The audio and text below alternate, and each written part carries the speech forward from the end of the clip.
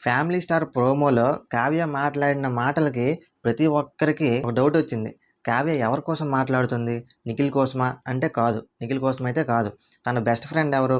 ఆమె ఏం చేసింది? అనే విషయాలు నిన్న 'ఫ్యామిలీ స్టార్' ఎపిసోడ్‌లో చాలా క్లారిటీగా చెప్పింది. సో, ఆ ఎపిసోడ్ చూసిన వాళ్ళకి అర్థమవుద్ది. అర్థమవ్వని వాళ్ళకి ఇప్పుడు నేను చెప్తాను. సో, ఈ వీడియో స్కిప్ చేయకుండా చివరి వరకు చూడండి. కావ్య ఏం చెప్పిందంటే, నా బెస్ట్ ఫ్రెండ్‌ని గుడ్డిగా నమ్మడం నేను చేసిన తప్పు. ఈ తప్పు నా లైఫ్‌లోనే బిగ్గెస్ట్ మిస్టేక్ అని ఆవిడ చెప్పింది.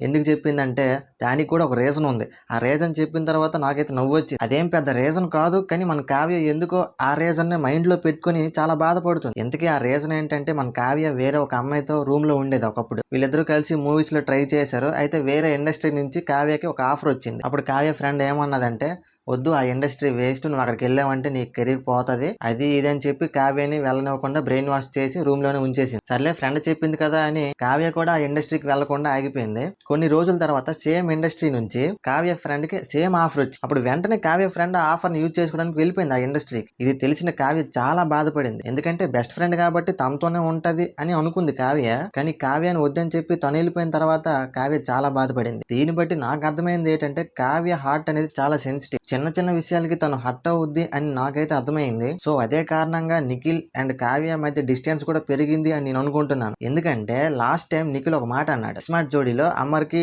అండ్ తేజుకి నువ్వేదైనా సజెస్ట్ చేస్తావని ఓంకార్ అన్నయ్య అడిగినప్పుడు, మీ మధ్యలో ఎన్ని గొడవలు వచ్చినా అండర్‌స్టాండింగ్ అనేది ఒకటి ఉండాలి. అది ఉంటేనే మీ బాండింగ్ లైఫ్ లాంగ్ ఉంటుంది అని నిఖిల్ చెప్పినప్పుడు నాకు అర్థం కాలేదు. నిన్న కావ్య తన బెస్ట్ ఫ్రెండ్ గురించి చెప్పినప్పుడు నాకు అప్పుడు అర్థమైంది. సో, ఫైనల్‌గా నేనేమంటానంటే, కావ్య చిన్న చిన్న విషయాలకి హర్ట్ అవుద్ది. అది జరిగిన విషయం.